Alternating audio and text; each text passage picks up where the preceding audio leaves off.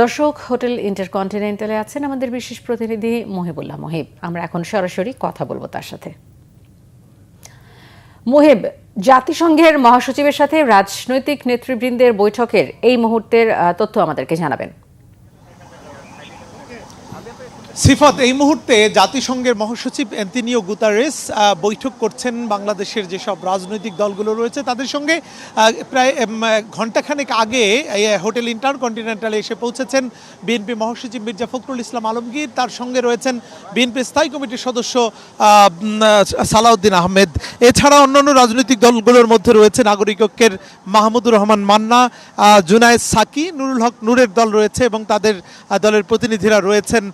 এখন পর্যন্ত সেই বৈঠকটি এখনো চলছে, অর্থাৎ সংস্কার বিষয়ে রাজনৈতিক দলগুলো কি ভাবছে এবং তাদের নির্বাচন নিয়ে ভাবনা কি, সেই সব বিষয়গুলো নিয়ে মূলত জাতিসংঘের মহাসচিব অ্যান্তোনিও গুতারেজের সঙ্গে আলোচনা চলছে এই মুহূর্তে। এবং আজকে মূলত আরও বেশ কয়েকটি গুরুত্বপূর্ণ বৈঠক অনুষ্ঠিত হবে ইন্টারকন্টিনেন্টালে। আমরা যেটি শুনেছি যে 2টার দিকে, অর্থাৎ এই রাজনৈতিক দলগুলোর সঙ্গে বৈঠক শেষ হলেই মূলত বৈঠক শুরু হবে। বাংলাদেশে যে অন্তর্বর্তীকালীন সরকার যে সংস্কার কমিশন গঠন করেছে সেই সংস্কার কমিশনের সঙ্গে কি ধরনের সংস্কার হবে এবং সেটি দীর্ঘমেয়াদী সংস্কার নাকি খুব ছোট ছোট সংস্কার, সেই বিষয়গুলো নিয়ে মূলত তিনি শুনবেন এবং মতামত জানতে চাইবেন।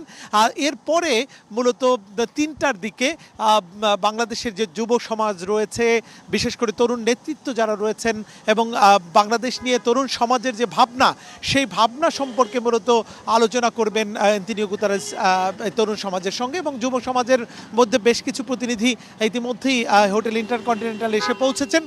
তাদের মনোভাব বাংলাদেশ নিয়ে, বাংলাদেশের ভবিষ্যৎ রাজনীতি নিয়ে, জাতীয় নির্বাচন নিয়ে গুরুত্বপূর্ণ মতামত তাদের কাছ থেকে জানবেন। এবং আমরা গণমাধ্যম কর্মীরা মূলত অপেক্ষা করছি এই বৈঠকগুলো শেষে যারা এই বৈঠকে অংশগ্রহণ করেছেন তাদের সঙ্গে মূলত আমরা কথা বলে জানবো যে বৈঠকে আসলে কি কি বিষয়গুলো নিয়ে কথা হয়েছে। তো এই ছিল সিফাত আমার কাছে হোটেল ইন্টারকন্টিনেন্টালে জাতিসংঘ মহাসচিব অ্যান্তোনিও গুতারেজের সঙ্গে যে চলমান বৈঠক রাজনৈতিক দলগুলোর সঙ্গে, সেটির সবশেষ তথ্য।